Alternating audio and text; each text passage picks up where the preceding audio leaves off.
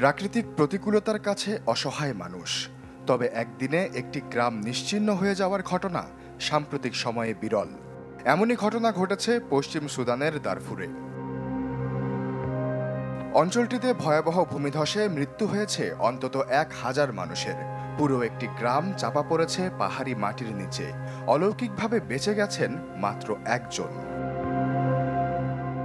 আন্তর্জাতিক সংবাদ মাধ্যমে জানানো হয়েছে, আগস্টের ৩১ তারিখে টানা কয়েকদিনের ভারী বর্ষণের পর ঘটে এই ভূমিধসের ঘটনা। হিরন আরও মিনারেল ওয়াটার মাত্র ৫০ পয়সায় প্রতি লিটার। ধ্বংস হওয়া এই গ্রামটি অবস্থিত মারা পর্বতমালার পাদদেশে। এই এলাকার নিয়ন্ত্রণে রয়েছে সুদান লিবারেশন আর্মি।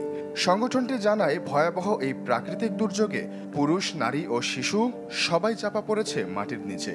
পুরো গ্রামটি এখন সমতল মাটির মতো হয়ে গেছে।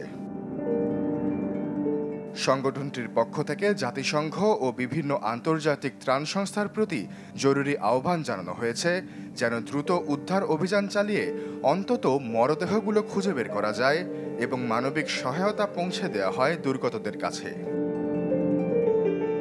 আশ্বাস চৌধুরী, চ্যানেল 24।